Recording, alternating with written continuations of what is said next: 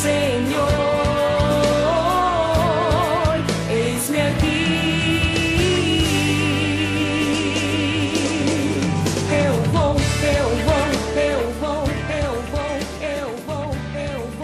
O Evangelho de Confissão Batista no Piauí já tem mais de 100 anos e conta com 2 convenções estaduais e mais de 400 templos entre igrejas e congregações. Mesmo assim, ainda tem-se mais de 100 comunidades entre grandes bairros e cidades sem a presença batista.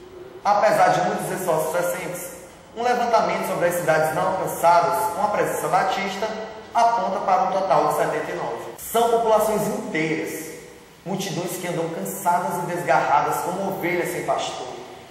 A seara é grande e poucos os ceifeiros. Precisamos de homens e mulheres que aceitem ser aqueles obreiros que serão enviados a esta seara, seja onde for, perto ou longe, e você pode ser um deles. Conheça agora a história dos missionários Paulo e Darlene, de Brasileira, e do irmão Frota, de Bom Princípio.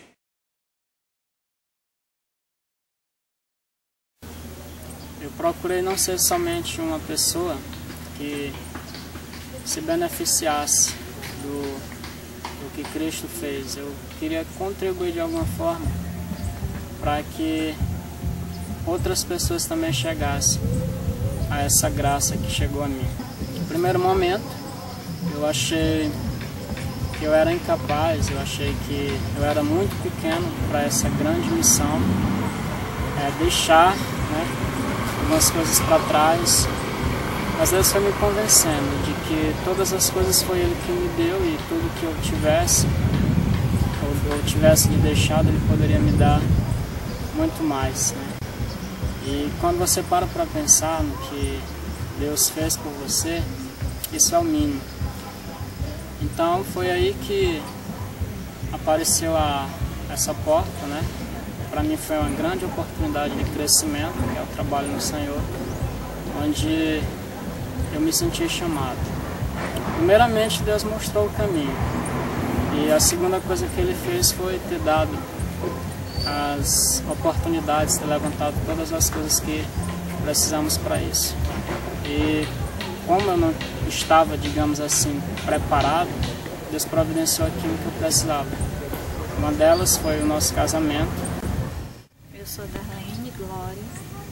Eu nasci no Evangelho, mas quando eu me deparei com a graça de Deus e a bondade e a misericórdia dele, eu decidi viver uma vida que agradasse a Ele.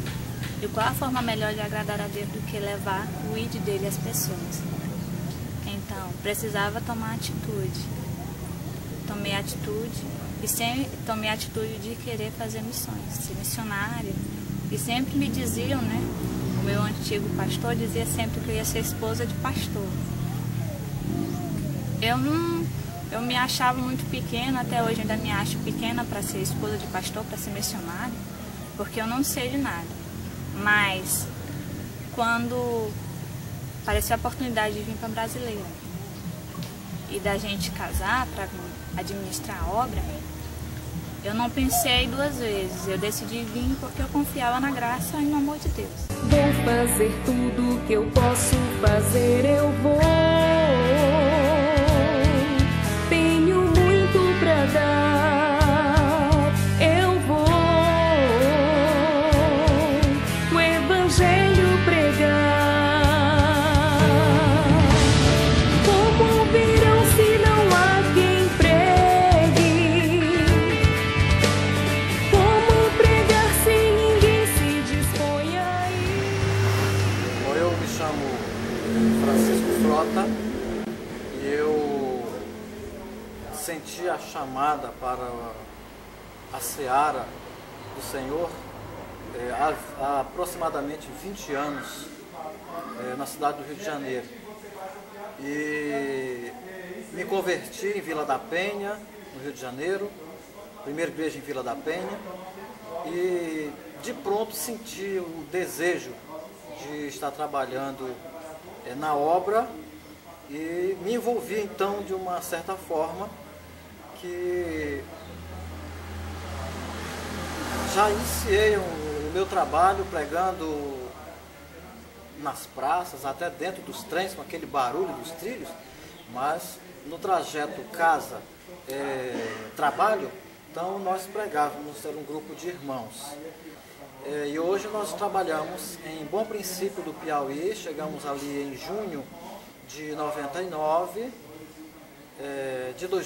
perdão, e iniciamos um trabalho árduo, enfrentando dificuldades, perseguições por parte do pároco local.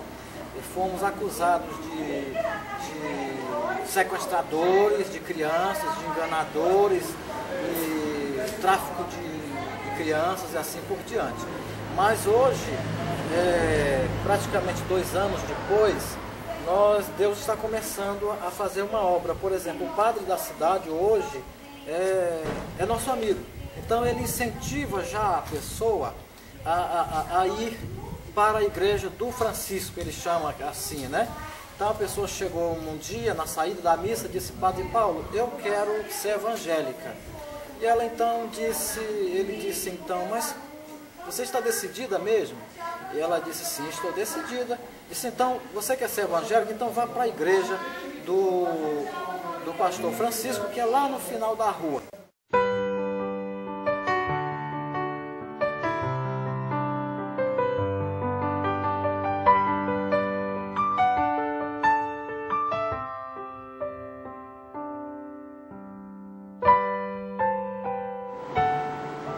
A questão dos vacacionados é realmente uma das questões mais importantes da história missionária.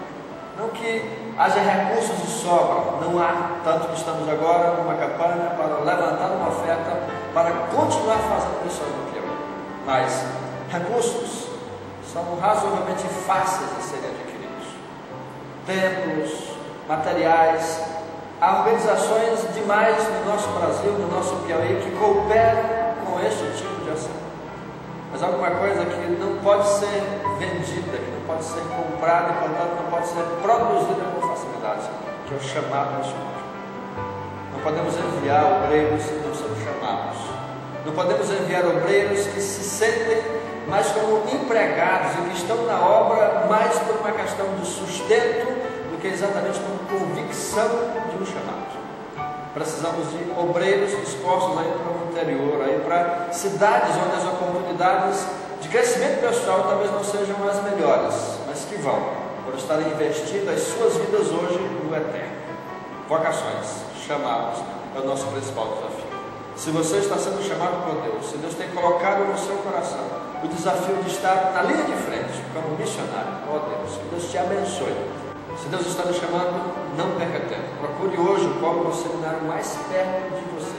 Se a sua igreja tem interesse em abrir um polo do seminário na sua região, procure o seminário, veja o telefone ali, procure, veja quais são as condições, veja o que é preciso, mas leve o seminário até você. Até porque esta certamente será a estratégia daqui para frente. Não missionários vindo de fora para estudar em Teresina ou em Belém, mas o próprio seminário aí onde o obreiro está. Tudo só vai acontecer se tivermos pessoas chamadas, pessoas dispostas a ouvir o chamado de Deus, porque chamar, com certeza Deus chama, não há dúvida disso, mas você precisa ouvir e dizer, como Isaías diz assim: eis-me aqui, envia-me